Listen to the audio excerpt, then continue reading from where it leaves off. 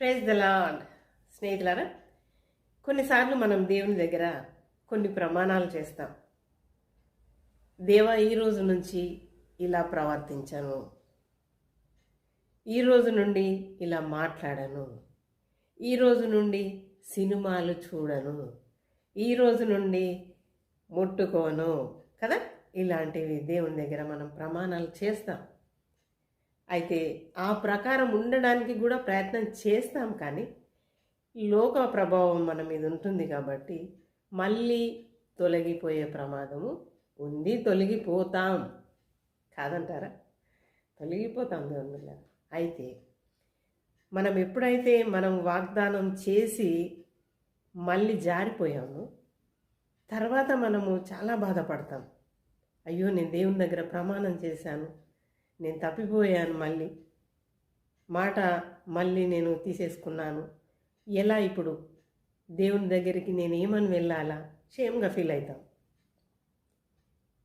ఏమని నేను ప్రభు బల్లలో పాల్పొందాలా? ఏమని నేను వాక్యం చదవాలా? ఎలా ప్రార్థన చేయాలి? ఇలాంటి ఆలోచనలు మనం ఆలోచించి దేవుని సన్నిధికి వెళ్ళడానికి వెనుక ముందు అవుతాం. ప్రార్థన చేసుకోము, వాక్యం చదవడానికి భయం అవుతుంది. ఇలా మనం ఏం చేస్తామంటే మనము దేవునికి ఎదురు పడలేక కొంచెం దేవుని సన్నిధికి దూరంగా ఉండడానికి ప్రయత్నం చేస్తాం. అలా ప్రయత్నం చేయడం ద్వారా దేవుని బిడ్డలారా మనం చాలా నష్టపోతాం. అంతకంతకు ఇంకా పెద్ద పెద్ద తప్పులు చేయాల్సిన పరిస్థితుల్లోనికి వెళ్తాం. కేవలం దేవుడు ఏమనుకుంటాడో, నేను ప్రామిస్ చేశాను, నిలబెట్టుకోలేకపోయాను, మరి దేవుడు ఏమనుకుంటాడో అనే ప్రశ్నకు మనం అలా చేస్తాం. కానీ దేవుని బిడ్డలారా దేవుడు ఏమీ అనుకోడు. దేవునికి మన బలము, మన బలహీనతలు తెలుసు దేవుని బిడ్డలారా.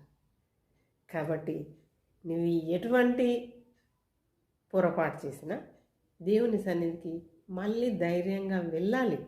ఆయన మన తండ్రి కాబట్టి ధైర్యంగా వెళ్ళాలి. ప్రభువా, నేను ఈ మాటను నేను నిలబెట్టుకోలేకపోయాను, నా బలహీనత నీకు తెలుసు కదా, కాబట్టి నాకు మరి కావలసిన పరిశుద్ధాత్మ శక్తిని నాకు తోడుగా ఇవ్వు ప్రభువా, నేను నా వాగ్దానాన్ని నెరవేర్చుకుంటాను అని అడగాలి దేవుని బిడ్డలారా. అలా అడిగినప్పుడు తప్పకుండా దేవుడు నీకు పరిశుద్ధాత్మ సహాయాన్ని నీకు ఇస్తాడు. నీవు ధైర్యంగా నీ వాగ్దానాన్ని నిలబెట్టుకునే కృపలో ముందుకు నడుస్తావు. మరి అట్టి ప్రయత్నం మనం చేద్దామా దేవుని బిడ్డలారా? Glory to God.